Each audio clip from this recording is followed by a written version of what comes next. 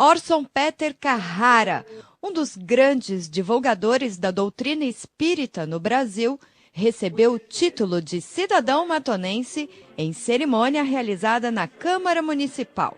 O autor desta honraria foi o vereador Sargento de Paula. Agora, a razão especial que me levou a protocolar esse decreto, esse projeto de decreto legislativo, que foi aprovado de forma unânime, para agraciar o senhor Orson Peter Carrara, é que ele não é de Matão, é natural de Mineiros de Tietê, adotou o nosso município como terra natal, é um incansável propagador da doutrina espírita, autor de vários livros, e tem sido um belíssimo exemplo de ser humano.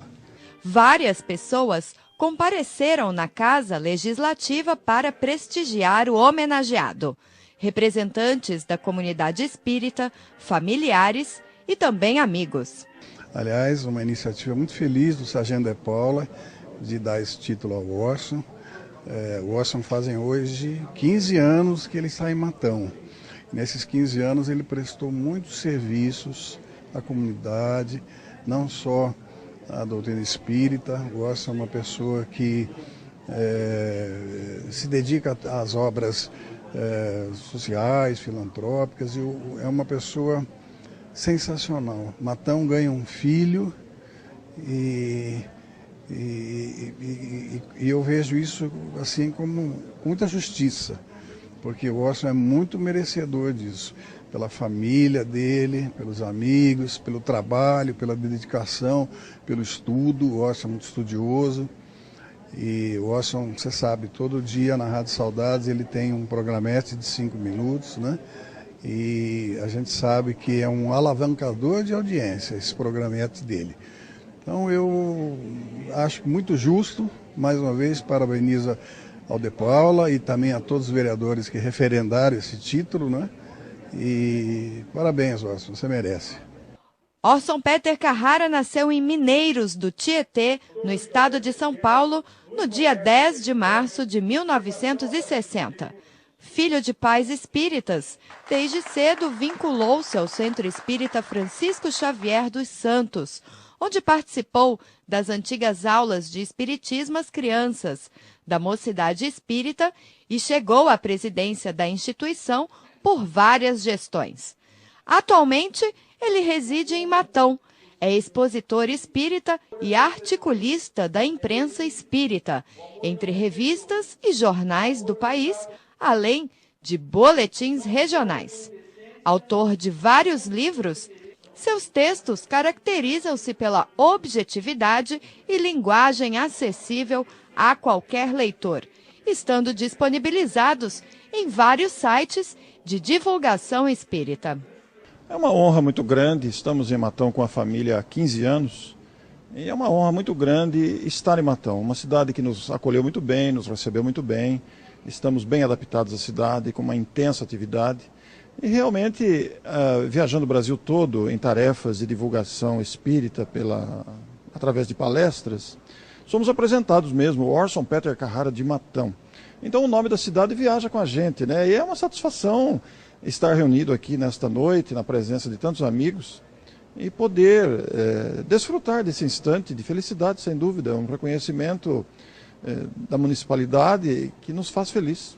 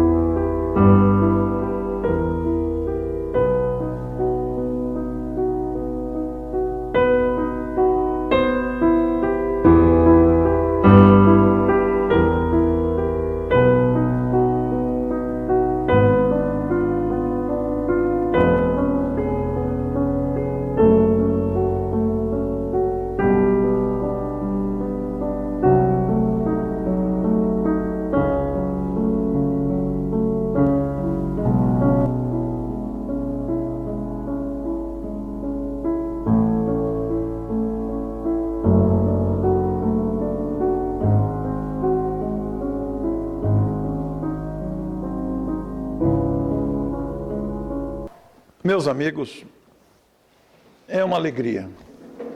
Essas viagens pelo Brasil, este intercâmbio com os amigos de toda parte, nos enchem o coração de gratidão e de uma alegria que guardamos para sempre, não tenham dúvida. Quero agradecer imensamente, começando pelo Dr. Vlamir, depois agora com as pessoas que viemos a conhecer aí, o nosso Vanim. Vanim, não precisava isso, rapaz. Não precisava nada disso, mas a gente agradece o carinho, a gente não pode desconsiderar o carinho. O carinho das pessoas, das cidades, das casas, e eu gosto muito de visitar as casas, porque nasci numa cidade muito pequena, onde o Centro Espírita Francisco Xavier dos Santos, também pequeno, foi lá que aprendi os princípios da doutrina espírita, aprendi com o exemplo dos pioneiros que lá labutaram, aprendi muito com os pioneiros, né? Então tenho uma gratidão muito grande pelas casas pequenas, simples, onde essa fraternidade espontânea, tão bem destacada pelo nosso Claudemir, que coisa bonita que você falou, falando sobre esse entusiasmo, esta ligação e esta força na divulgação do Espiritismo, citando inclusive o casal pioneiro aí. Porque, sem dúvida, o conhecimento espírita é alento e força gigantesca diante do conforto que o Espiritismo oferece, diante da grandeza da proposta espírita, tão repleta de raciocínios, tão repletas de convites à renovação, esta doutrina de fonte inesgotável. Eu quero abraçá-los com o meu abraço de Matão, a cidade paulista, e saudá-los com imensa gratidão, porque é isso que sinto. Neste momento de estar aqui, acolhido pela nossa querida Sônia, pelo casal, nos sentimos muito à vontade e isso nos faz um bem tremendo.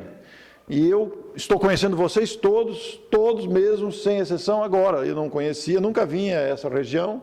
Estive aqui em Maringá faz pouco tempo, a Londrina várias vezes, Curitiba várias vezes, mas aqui não tinha vindo ainda. Quer dizer que isso agrega a todos nós novos relacionamentos, novos amigos, e isso nos alimenta de maneira muito expressiva. De forma que eu quero agradecer pela oportunidade de estar aqui, viabilizada por esta organização, por este empenho, por esta casa acolhedora. A tarefa está se iniciando, nós temos várias tarefas amanhã e até domingo, né? E o que nos motiva intensamente, porque a doutrina é esta força aos nossos corações. Mas nós oferecemos para hoje o tema divulgado, a nobre Diana. Diana é um personagem citado por Humberto de Campos. Humberto de Campos, como sabem, é um notável escritor brasileiro. Nasceu no Maranhão, de família muito pobre, passou muita dificuldade na infância, ficou órfão de pai com pouca idade, e depois mudou-se para o Rio de Janeiro. E desta mudança para o Rio de Janeiro, Humberto de Campos, que trazia no seu conteúdo reencarnatório, nas suas bagagens de conhecimento, porque sabem vocês que todos nós, ao reencarnarmos, trazemos conosco as nossas bagagens, os conteúdos adquiridos, conquistados, somados das existências anteriores. E Humberto de Campos trouxe consigo para a nova encarnação a genialidade intelectual de escrever como ninguém. Através de crônicas, de contos que conquistavam de maneira indelével o coração e a mente do leitor, e ele começou a ganhar e a conquistar espaços gradativamente nos jornais de grande circulação do país, nas principais capitais.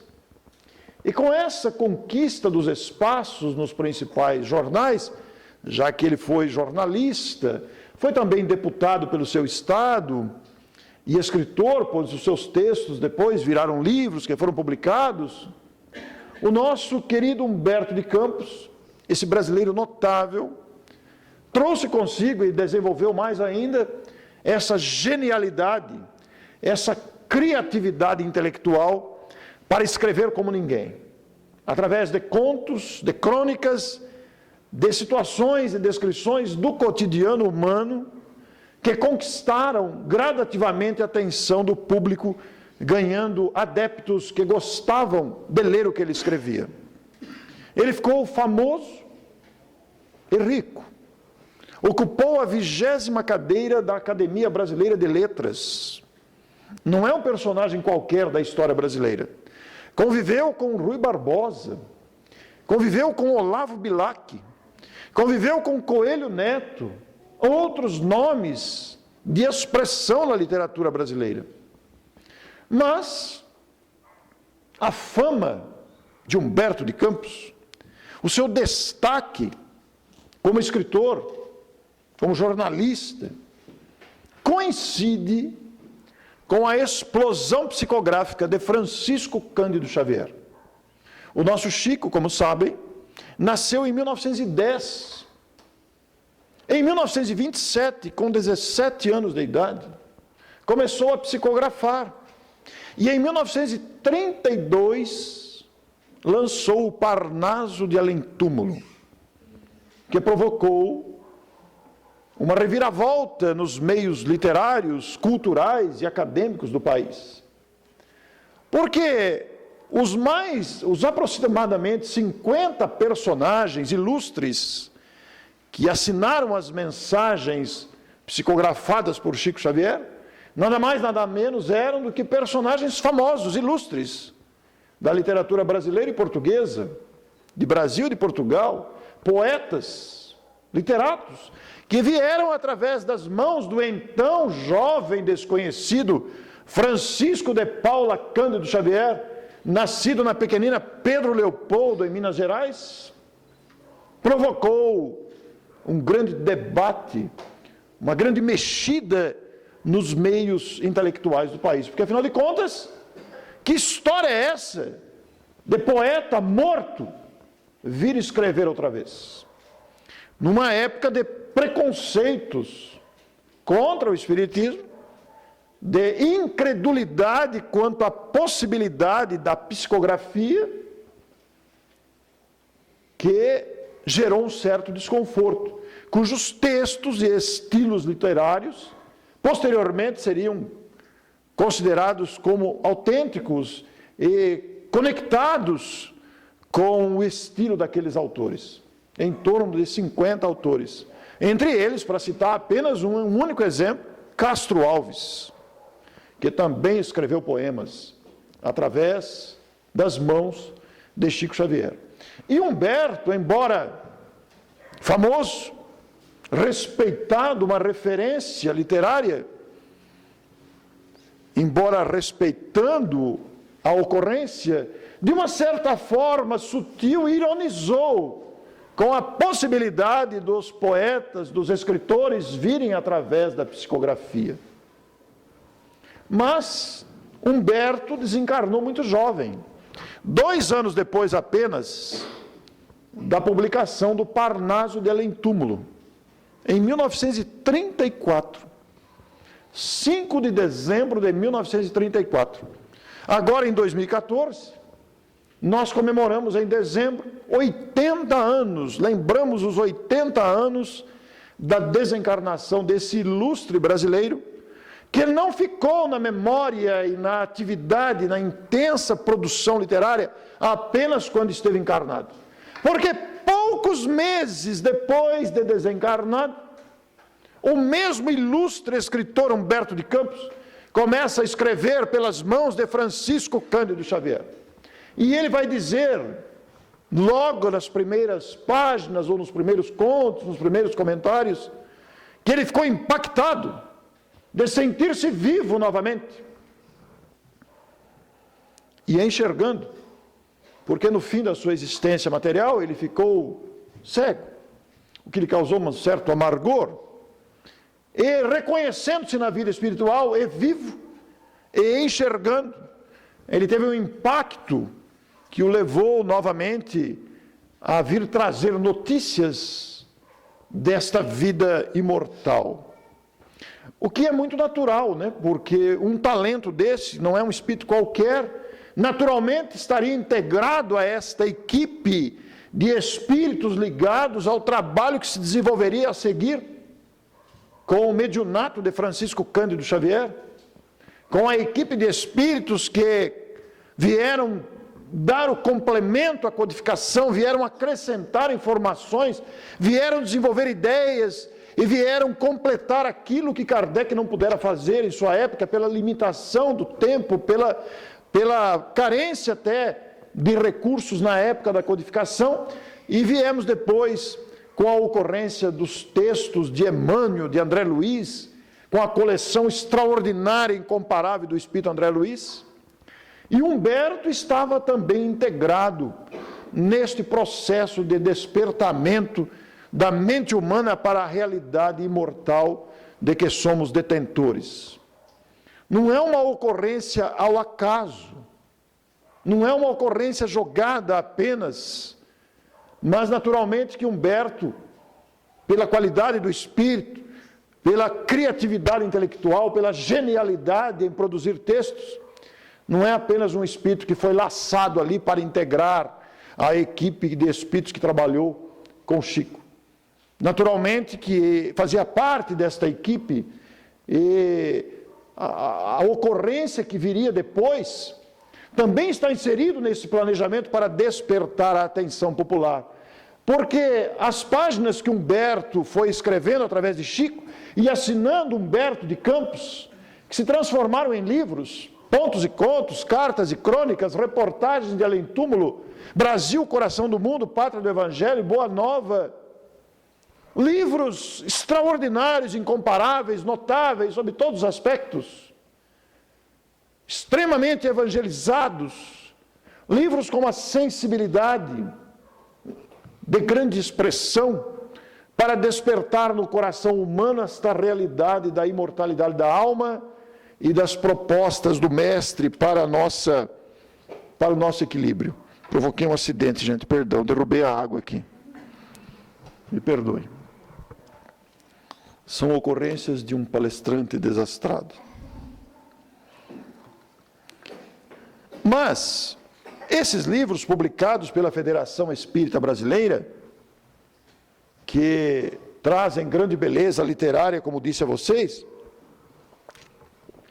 provocou um outro fato, que também mexeu com a mentalidade, que também mexeu com os meios culturais da época, porque a família de Humberto, a viúva e os 2 filhos, porque a moça não quis participar, mas a viúva de Humberto e os 2 filhos entraram na justiça contra o médium e contra a editora, a Federação Espírita Brasileira, exigindo direitos autorais.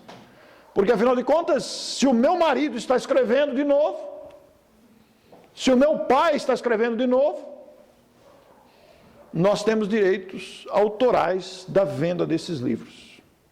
O que virou um processo jurídico de expressão e expansão no país, mexendo naturalmente com os meios jurídicos, doutrinários, com as instituições, com a federação, com a mente popular através da mídia da época, preferencialmente os jornais e as revistas de grande circulação.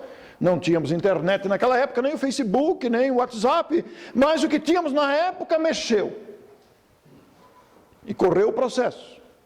E o doutor Miguel Timpone, que foi o advogado da federação e o advogado do médium, aproveitou todo este material de considerações jurídicas e doutrinárias e compôs o livro A Psicografia ante os Tribunais. Os estudantes de direito têm aí um material muito rico, porque reúne esses documentos do processo que correu na justiça. Mas a justiça deu ganho de causa ao médium e à federação. Muito interessante, porque depois de todas as considerações, os argumentos e os contra-argumentos, a justiça deu ganho de causa, porque o juiz que assinou a sentença final utilizou-se de um artigo do Código Civil, que em outras palavras, eu vou usar as minhas, não tenho decorado como é que está no texto do Código Civil brasileiro, mas afirma que os direitos da pessoa natural terminam com a morte. Porque a justiça não tinha, Humberto, é verdade ou é mentira que você está escrevendo? A justiça não tinha como fazer isso na época, principalmente considerando-se o preconceito contra a mediunidade, a perseguição aos médiuns, o impacto causado pela presença de um médium humilde e simples, que dizia receber espíritos, ou dizia receber os mortos e escrevia. A justiça não tinha como fazer isso, muito diferente de hoje, quando cartas psicografadas por Chico já serviram de documento em processos beneficiando o réu. Porque sabem vocês que as assinaturas, as nossas assinaturas, quando assinamos um cheque, quando assinamos um documento, muitas vezes se pede o reconhecimento da firma.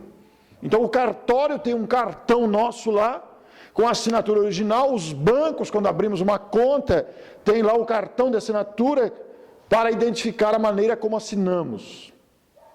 E este processo de assinar, cada um tem uma característica de como assina o seu nome. Muitos de nós escrevem os nomes, outros fazem garranchos, outros fazem curvas, retas, linha forte, linha fraca, cada um tem um jeito de assinar. Um assina pequenininho, outro faz maior que o próprio cheque, até sai fora da linha do cheque. Todos nós temos características pessoais.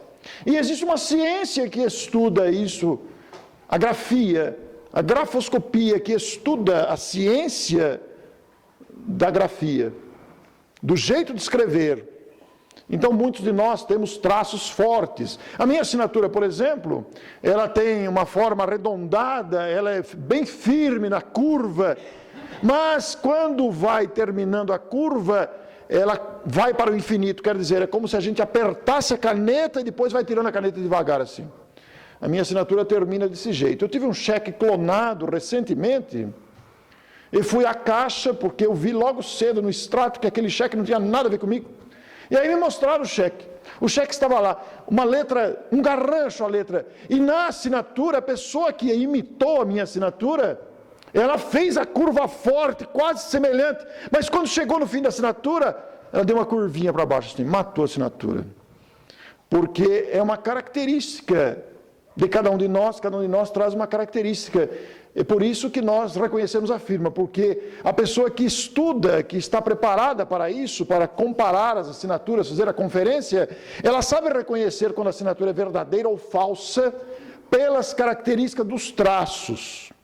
E Chico Xavier psicografou mensagens e cartas, ele psicografou assinaturas, inclusive, cujas assinaturas foram submetidas a peritos em grafoscopia, reconhecendo a autenticidade da assinatura, mostrando aí a qualidade da fidelidade mediúnica deste médium, que a humanidade ainda vai reconhecer devidamente o que foi a passagem desse espírito pelo planeta, recentemente partido, contemporâneo nosso. No entanto, trata-se de uma alma de grande grandeza, talvez repetindo as palavras, porque Chico é um exemplo de uma criatura que absorveu no próprio comportamento as lições puras do Evangelho, com os seus exemplos de desprendimento, de humildade autêntica, de amor ao bem, de fé ardente, de resignação ativa, de nenhuma vaidade, de nada de egoísmo. Uma criatura que simboliza, que incorporou ao comportamento as lições vivas do Evangelho e as lições apresentadas, as propostas apresentadas pelo Espiritismo. Chico foi intermediário de mais de 600 inteligências desencarnadas, desde grandes literatos, até presidentes, até homens de destaque, homens e mulheres de grande destaque intelectual e moral, homens e mulheres medíocres, criaturas necessitadas, suicidas, obsessores, pela psicofania ou pela psicografia.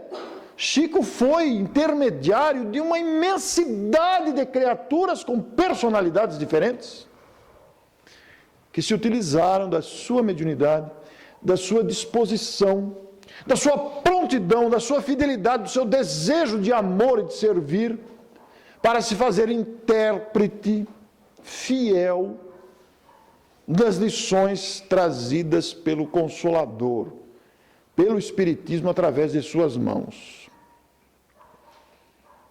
Quando desencarnou, o nosso Chico, que no processo de psicografia, ele que só tinha o primário na alfabetização, na escolarização, foi capaz de psicografar, antes de desencarnar, é claro, foi capaz de psicografar mensagens em outros idiomas, simultaneamente, com as duas mãos, sendo que aqui escrevendo em outro idioma, de trás para frente, tinha que pôr o espelho para ler. Que grandeza, que fidelidade, que instrumento dócil aos espíritos. E quando desencarnou, deixou mais aproximadamente 450 obras publicadas. Todas elas revertidas em obras de assistência material, doadas, registradas em cartório, as doações, ele que nunca usufruiu de nenhum benefício pelo fato de psicografar livros. Mas, depois de desencarnado, já faz mais de 10 anos, continuam a surgir livros do Chico, biográficos,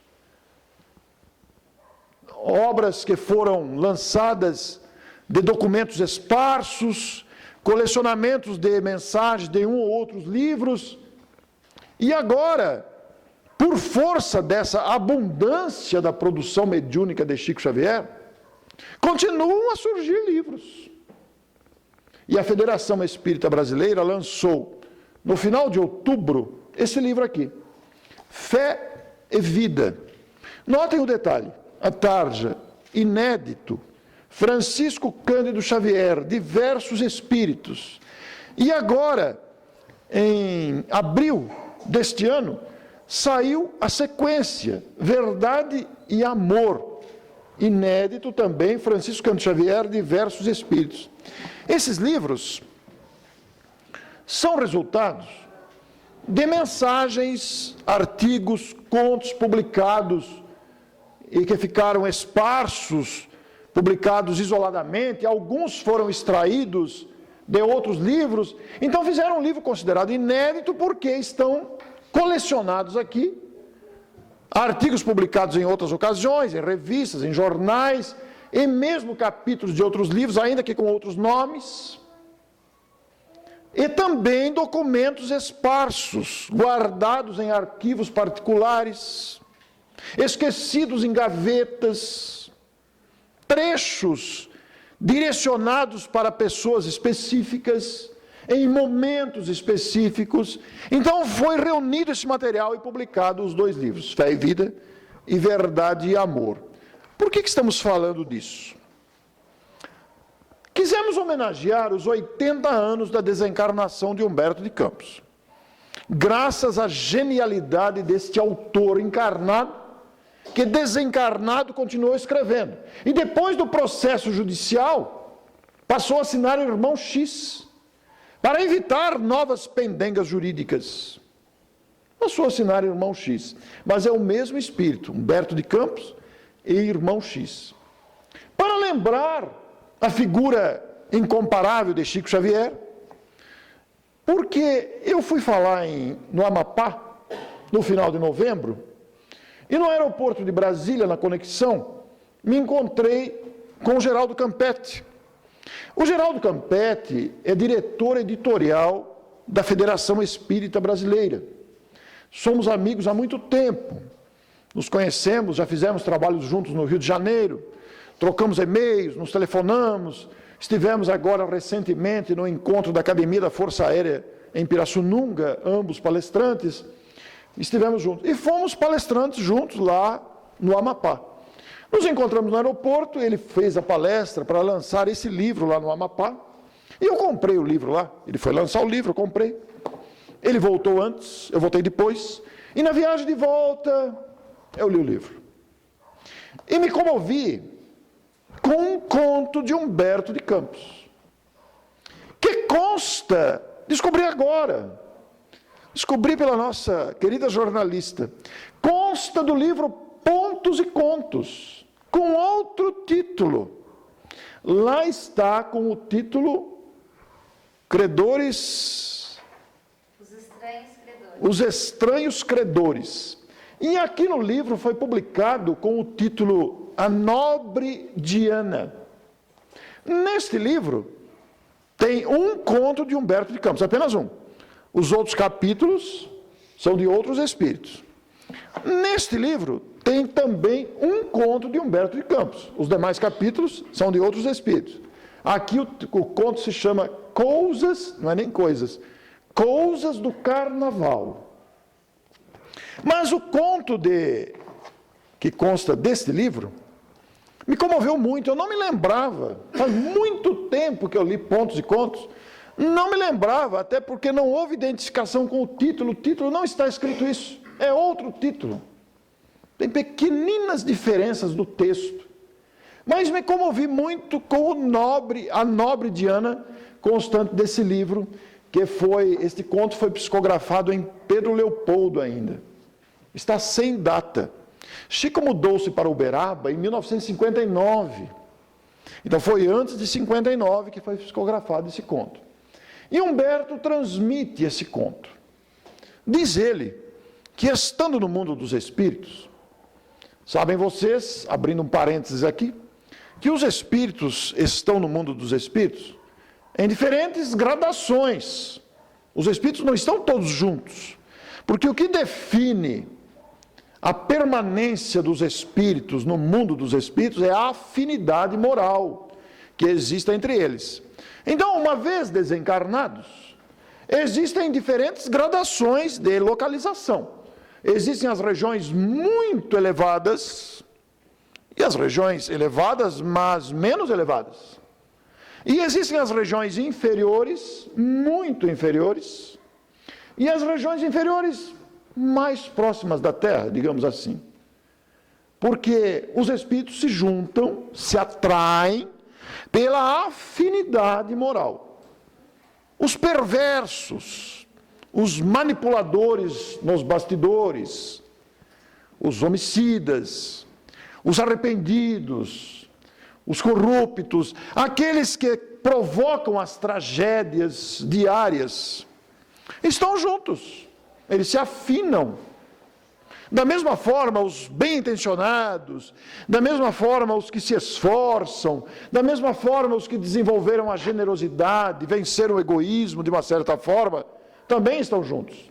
Humberto de Campos, digamos assim, mora, ou localiza-se, ou situa-se numa região do mundo espiritual equilibrada, numa região de trabalho tranquilo, não é uma região perturbada, é uma região onde os espíritos se dedicam ao trabalho construtivo.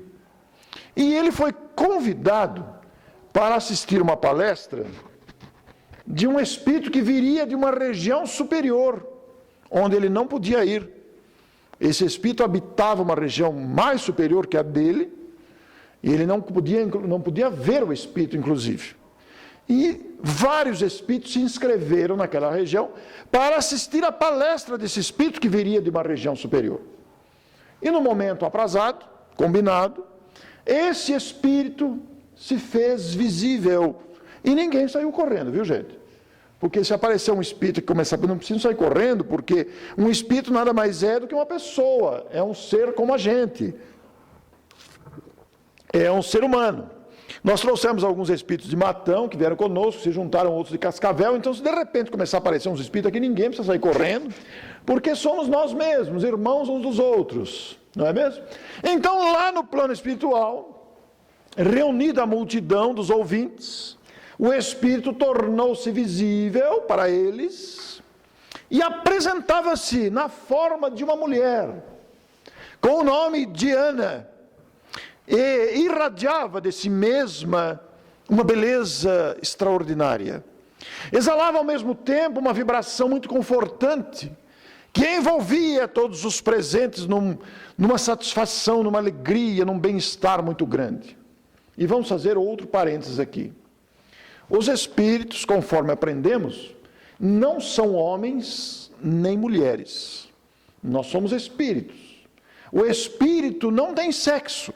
Todavia, o perispírito apresenta-se com a aparência masculina ou feminina, porque nós guardamos, espíritos do nosso estágio, guardam após a desencarnação a aparência da última encarnação. Então, se eu sofrer um infarto fulminante aqui, cair aqui no chão e quebrar o óculos na queda, e aí o Vlamir e o nosso Vanir vão ter que ver como é que vai fazer, se vai levar o corpo para o Matão, se vai chamar o SAMU, aí é outro problema, né? Vai ligar lá para o Matão, olha, teve um orso, teve um acidente aqui, morreu fazendo a palestra, amanhã sai no jornal, palestrante morre durante a palestra. Mas se eu tiver um infarto fulminante cair aqui e desencarnar, se tiver um médium vidente, vai me ver tentando me levantar em espírito, utilizando-me do perispírito, porque o espírito não tem forma, o espírito é a vida, o que dá forma e aparência humana é o perispírito. Tanto que quando a mãe engravida, o espírito desencarnado através do perispírito ligou-se ao óvulo, e é a presença do perispírito que coordena a multiplicação das células para a formação do novo corpo, com a forma humana. A forma humana está no perispírito. Então, o perispírito é que nós vemos, nós não vemos o espírito, nós vemos o perispírito. Os espíritos mais evoluídos, conforme vão ascendendo na evolução, adquirem a capacidade de alterar a sua forma de apresentação, de mostrar-se desta ou daquela forma. Embora muitos espíritos perversos podem também dominar essa técnica de apresentar-se de forma a assustar, por exemplo, a causar pânico, medo, numa aparência feia, modificam a aparência do seu perispírito. Mas, a depender, conforme o estágio evolutivo vai avançando, o espírito escolhe a forma que deseja apresentar-se.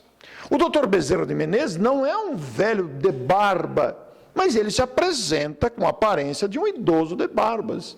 O nosso Emmanuel apresenta-se com a aparência do senador Públio Lentulus. Joana de Ângeles apresenta-se como freira. Os espíritos têm essa liberdade de moldar a aparência que desejam, porque o perispírito é uma substância moldável. O perispírito é um elemento semimaterial que sofre, é capaz de adaptar-se às vontades do espírito, conforme a sua capacidade disso. Então, esse espírito, que viveu várias encarnações como mulher, como ela diria depois, apresentou-se àquele grupo de ouvintes com a aparência feminina. Mas o espírito não é homem nem mulher.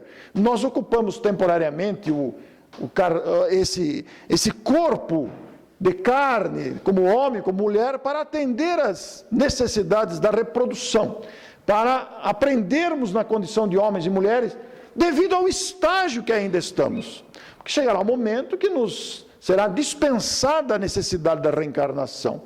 Aí poderemos encarnar em missões de auxílio, de ajuda.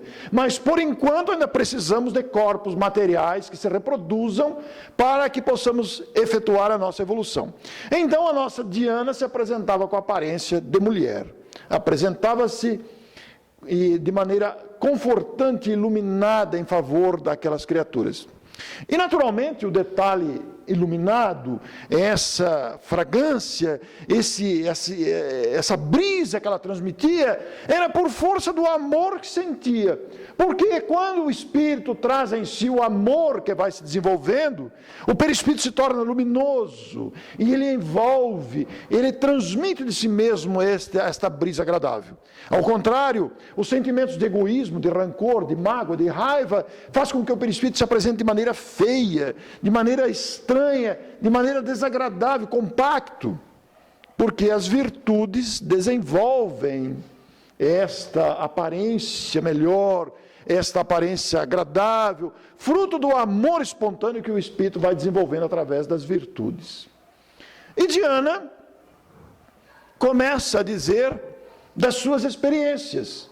E Humberto conta no conto que ficou implicado, porque ela falava das tragédias humanas, das dificuldades humanas de homens e mulheres, como se estivesse encarnada. Ele perguntou para o colega, mas me diga uma coisa, eu estou usando as minhas palavras, no texto está muito melhor do que isso, né, gente? Porque eu não sou Humberto de Campos, mas eu estou tentando contar uma coisa que ele contou. Então ele pergunta para o colega, mas me diga uma coisa, Diana é um espírito muito elevado? Como é que ela está falando dos problemas humanos como se estivesse encarnada? E o colega respondeu, é que Diana, apesar de ser um espírito muito elevado, habita nas trevas. E aí Humberto ficou mais implicado ainda. Mas como habita nas trevas? É um espírito elevado. Acabou a palestra, ele foi lá, se apresentou. Claro que eu estou fazendo uma adaptação para a palestra, mas vocês vão ler no texto depois. Apresentou-se a Diana e falou, sou Humberto de Campos, eu mando notícias para a Terra através da psicografia e gostaria de contar o seu caso, eu conto contos, eu escrevo contos, gostaria de contar o seu caso para os humanos encarnados. É verdade que a irmã mora nas trevas? Falou, é verdade, Humberto. Faz 50 anos que eu habito as trevas.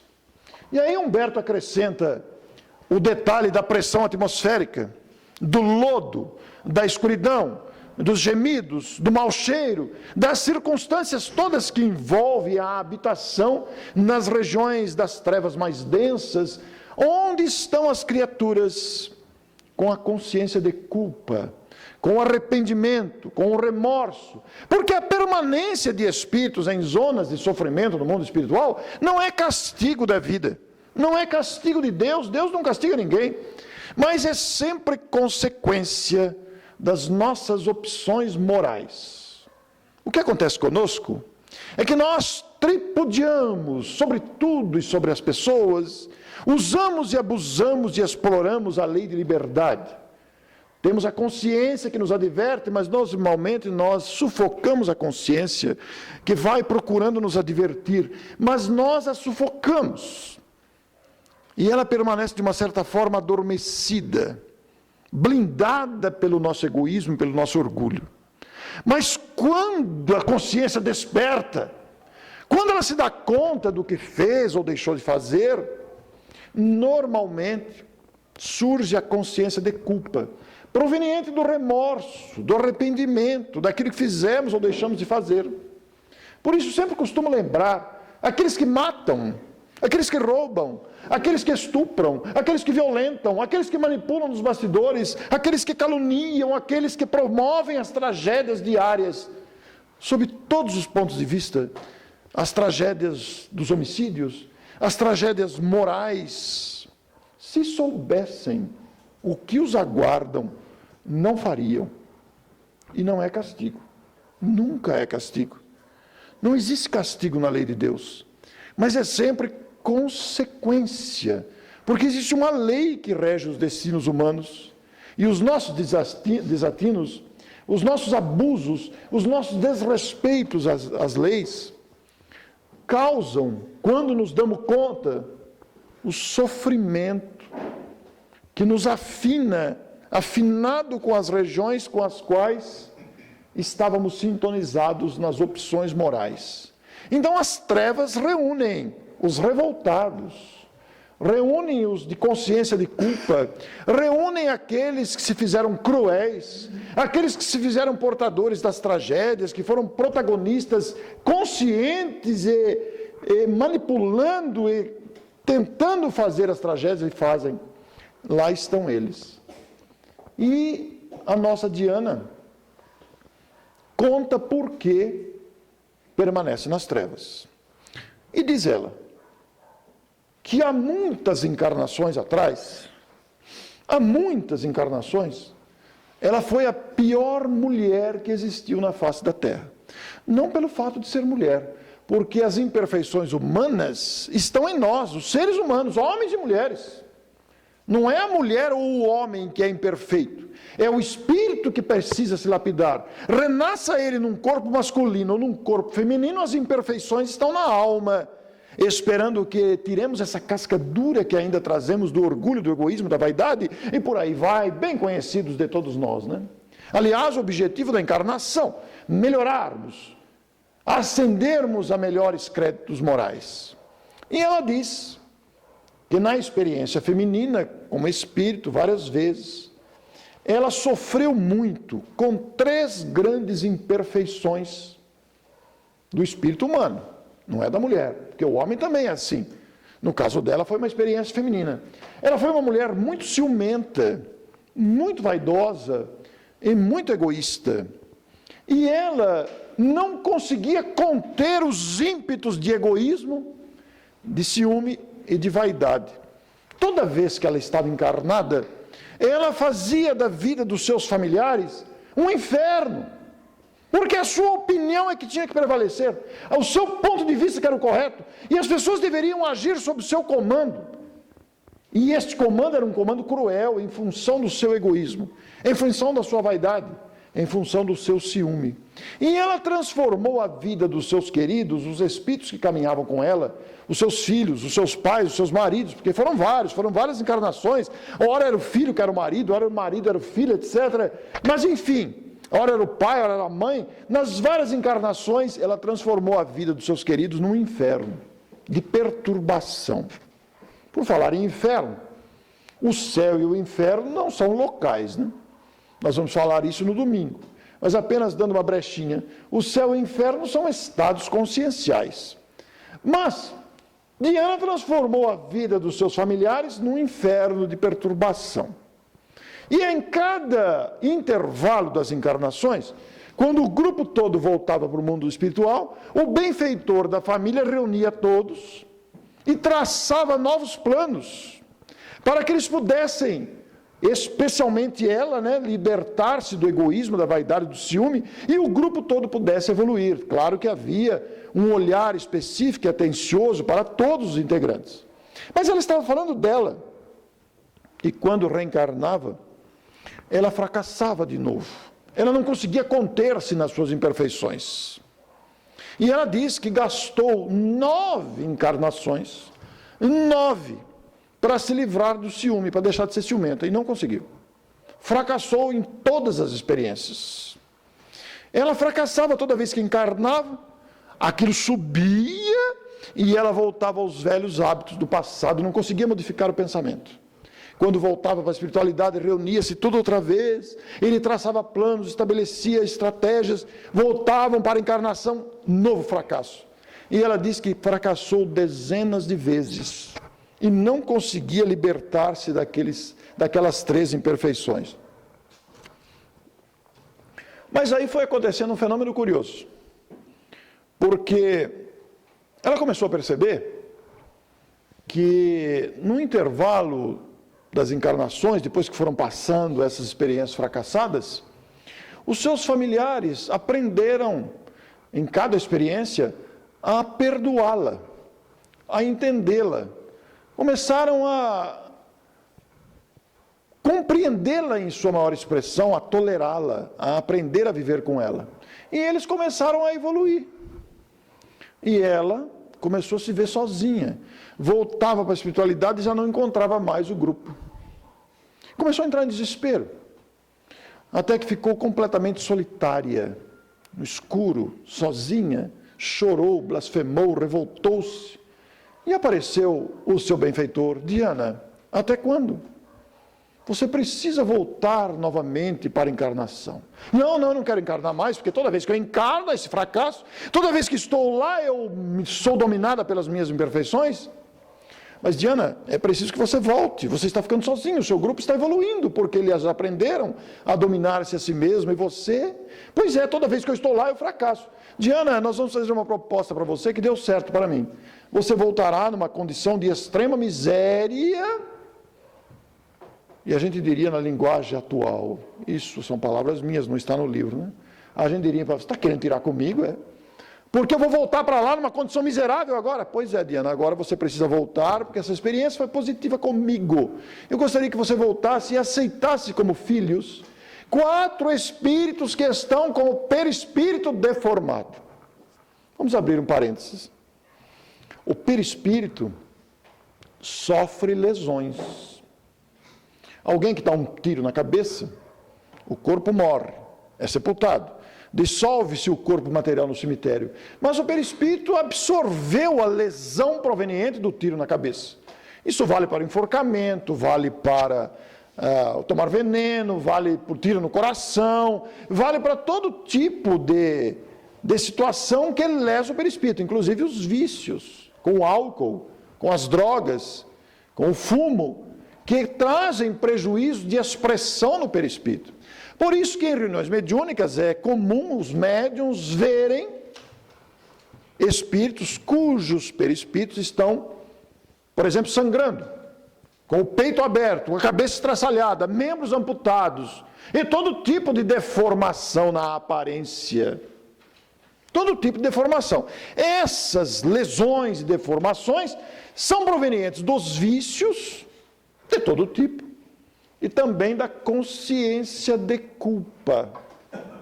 A ponto de, em alguns casos, como descreve André Luiz, em função de ódios, em função de consciência de culpa, alguns espíritos, através do perispírito, perderem a forma humana e se transformarem nos conhecidos e chamados ovoides.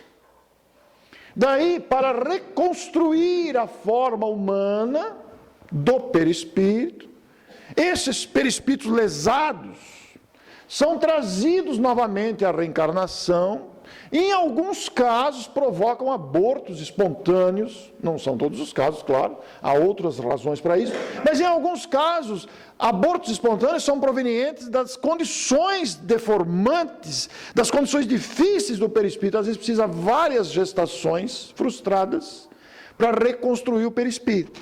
Daí o erro do aborto provocado, do equívoco do aborto provocado, porque às vezes aquela criança anencéfala que está sendo gerada é um espírito que precisa reconstruir o seu perispírito que foi lesado por alguma razão. É um outro espaço de abertura, né? Nós não temos o direito de matar, porque o espírito às vezes precisa daquele tempo da gestação, mesmo que viva 1 hora, 15 minutos, 2 horas, ele precisa daquela multiplicação ordenada das células, obedecendo à presença do perispírito deformado, para a reconstrução da forma humana do próprio perispírito, para filtrar, para tirar aquelas lesões que estão no perispírito. E o nosso benfeitor propôs a Diana receber como filhos 4 espíritos que estavam nas trevas densas com o perispírito deformado. E ela revoltou-se, falou: de jeito nenhum, o senhor já fracassa. Mas após ponderações, argumentações e contra-argumentações, ele acabou convencendo-a de que ela deveria renascer e receber esses espíritos como filhos. Ela disse que renasceu num país paupérrimo, não cito o país. Ficou órfã desde cedo, sofreu humilhações, explorações, dificuldades, miséria, etc. Na juventude, casou-se com um homem de rosto deformado. O homem tinha um rosto deformado. Tiveram 4 filhos, 2 aleijados, um leproso e um cego. Além de 2 serem aleijados, um leproso e um cego, os 4 eram totalmente deformados, dependendo 100%, para não dizer 200% da assistência dela. Quando nasceu o 4º filho, o marido morreu. E ela ficou sozinha na miséria, com os 4 filhos deformados, que precisavam dela para tudo. E ela saía para buscar um mínimo da sobrevivência para cuidar daquelas crianças. Pobre, sozinha, viúva, sem nada, e enfrentou novamente todo tipo de preconceito, repugnância pela aparência das crianças deformadas, humilhações, passou fome, passou sede, passou frio, etc. Aí ela teve um ímpeto de egoísmo das outras vidas. Eu cuidar dessas coisas aí, dessas crianças deformadas, eu me expor a esse ridículo e vou abandonar. Era o egoísmo de novo se manifestando nela, a imperfeição do egoísmo. Mas quando ela tentou abandoná-los, o instinto materno falou mais alto. Ela não foi capaz de abandoná-los. Porque aquelas 4 crianças dependiam dela para tudo. Eles eram totalmente deformados, os pés, as mãos. Eram crianças que dependiam exclusivamente de cuidados. Vaidade. Não teve tempo, vaidade. Nunca. A vida dela era só voltar para a ciúme. Do quê? De quem? A vida dela era voltada para aquelas 4 crianças. Os 2 aleijados morreram primeiro. O leproso morreu depois. E o cego viveu com ela até os 40 anos. Depois ela viveu mais um tempo e voltou ao mundo dos espíritos. Quando voltou, sentiu-se diferente. Sentiu-se leve. Sentiu-se recebida com alegria. Dezenas de experiências fracassadas, somadas a uma existência de abnegação, a uma existência de verdadeira renúncia aos caprichos pessoais, de renúncia aos caprichos egoístas, vaidosos e ciumentos, resultaram na libertação de Diana. E ela diz a Humberto que, por gratidão, ela permanece nas trevas há 50 anos. Por gratidão aos espíritos, como é espírito reformado, ela permanece nas trevas para recuperar essas criaturas atingidas pela consciência de culpa ou pelas lesões do perispírito resultantes dos vícios. Quando eu li essa história, eu me comovi bastante, porque eu pensei nas várias situações em que nós, seres humanos, não estou falando do passado, do Brasil, estou falando do mundo, da nossa raça humana, quantas vezes nós, seres humanos, não sentimos repugnância por pessoas que se apresentam maltrapilhas, mentirosas, deformadas, porque o nosso medíocre preconceito considera aquelas criaturas desprezíveis do ponto de vista social, considera aquelas pessoas. Quantas vezes nós não exercemos desprezo para criaturas deformadas, deficientes, desprezadas, consideradas socialmente inviáveis, por causa da miséria, por causa da enfermidade, por causa da aparência, por causa da condição social, esquecendo-nos que às vezes o Espírito nessa condição alça voos para regiões iluminadas que nós estamos distantes de imaginar. Porque são espíritos que já estão conseguindo depurar-se das suas imperfeições, às vezes numa existência de sacrifício, de entrega total a outros seres, ou domando o próprio orgulho, domando as próprias imperfeições. E aí eu fiquei a pensar no valor que esse espírito de Ana, contado por Humberto Campos, nesse ponto belíssimo que ele trouxe no seu livro Fé e Vida, que também está no livro Pontos e Contos com outro título, da importância de melhorarmos a nós mesmos, do convite claro da doutrina espírita para sermos melhores. É uma luta árdua, porque nós também somos sufocados pelas imperfeições do egoísmo, da vaidade, ainda somos sufocados pelas imperfeições da vaidade, do egoísmo e do ciúme, que ainda nos caracteriza a condição humana. Todavia, a clareza da doutrina espírita, a grandeza da doutrina espírita, nos faz sentir não desânimo diante desse quadro, mas intenso entusiasmo. Porque, particularmente, permita-me dizer-lhes, eu fico encantado pelo fato de sermos imortais. Já pararam para pensar que maravilha pensarmos que nunca teremos fim?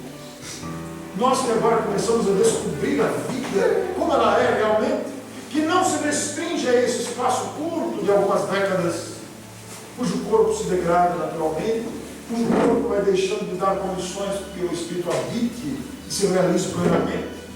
O tempo passa tão rápido, é tão veloz o tempo da vida física, mas nada se perde.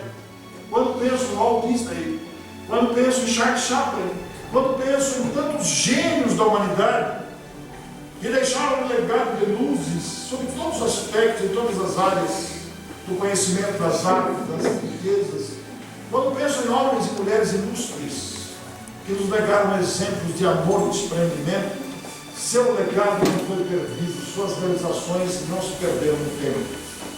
Porque nada do que fazemos se perde. O esforço despedido hoje gerará os lucros da felicidade, gerará os bônus do bem-estar no futuro.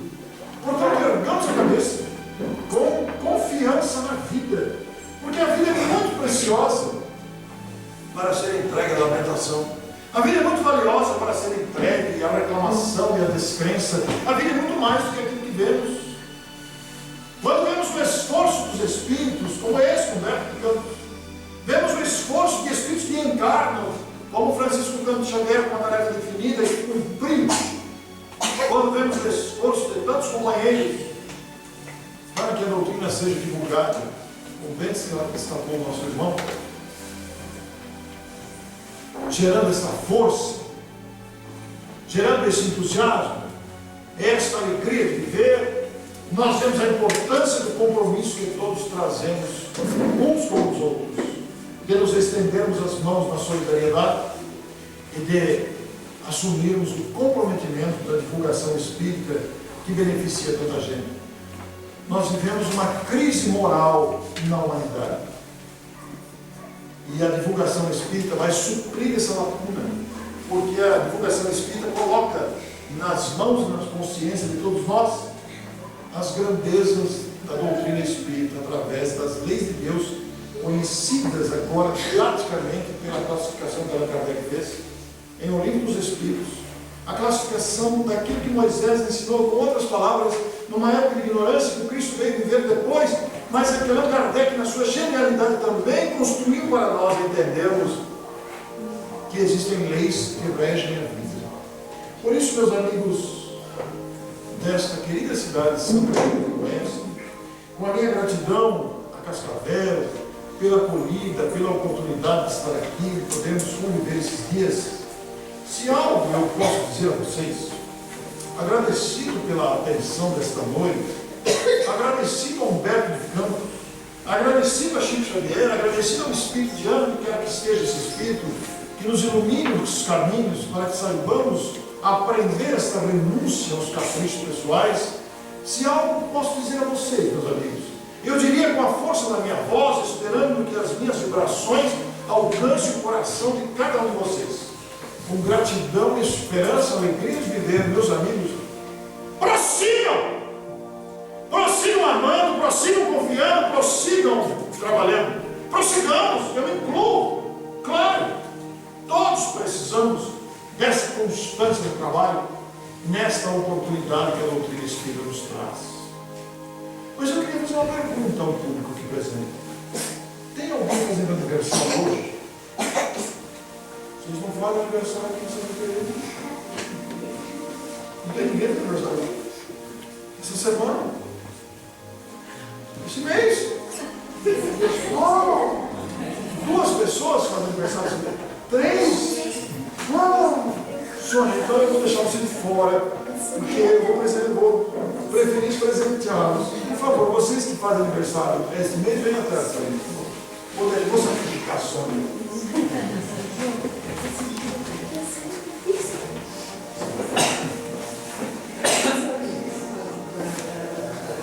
Vou oferecer a vocês um exemplar da Revista Internacional do Espiritismo, fundada por Caio Barchuta, lá em Matão.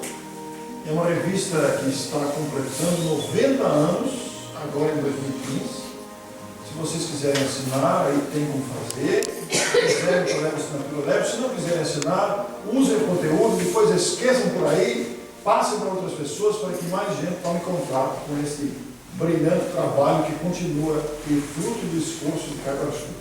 Meus parabéns. Que dia é o aniversário? Muito bem. Não vou perguntar a idade, mas já sabemos que está muito. E eu queria dizer para vocês que o trabalho de Caio Barchuta, iniciado em Matão em 1905, portanto, 110 anos. Caio Barchuta, que nasceu no Rio de Janeiro, instalou-se em Matão, fundou lá o Centro Espírita Amantes da Pobreza, em 1905. O nome Matão é porque o mato era alto mesmo, antes do Chico nascer. contemporâneos, 5 anos de diferença, e 5 anos depois da desencarnação de Bezerra. É interessante parar para pensar nisso, né? E também, algum tempo antes de Eurípides. A gente vai ligando os fatos que mostram essa articulação que não é por acaso, há um planejamento costurado, a imagem é boa. Assim como na história de Humberto, o escândalo provocado na justiça foi para chamar a atenção da psicografia, para a realidade da psicografia.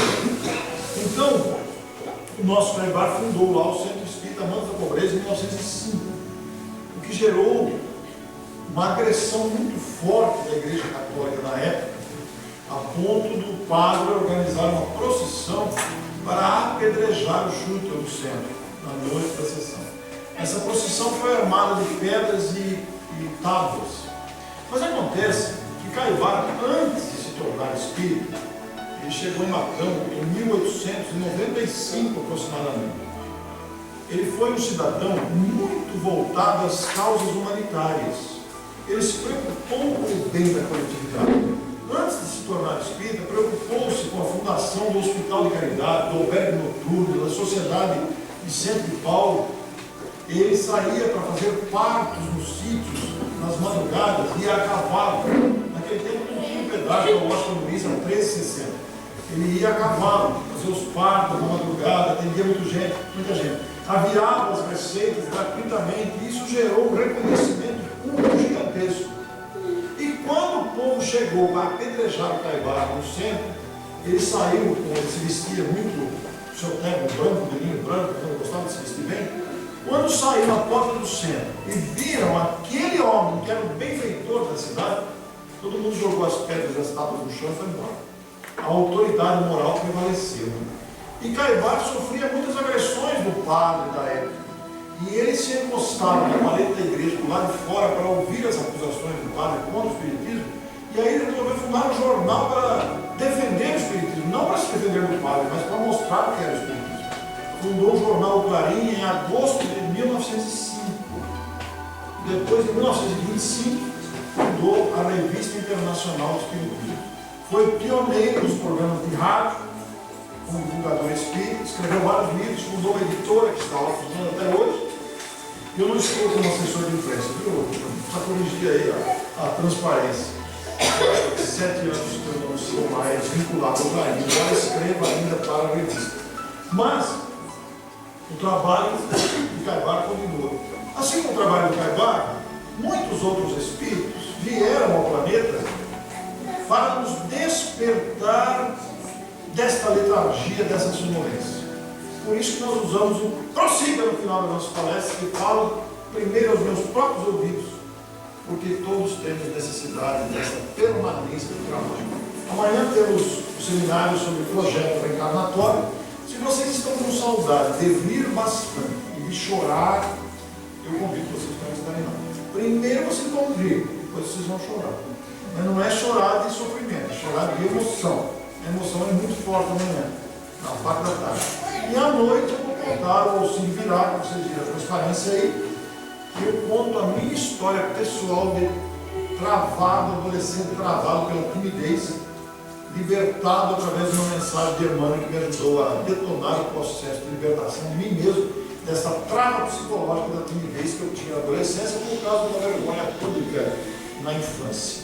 Então é isso que eu quero convidar a vocês. Agradeço mais uma vez esta oportunidade de estar aqui e convido para estarmos juntos amanhã. Muito obrigado. Prossigamos. Muito obrigado à casa, viu, Brasil? Prossigamos o trabalho aqui, uma casa muito acolhedora. Fico muito feliz de estar aqui. Muito obrigado.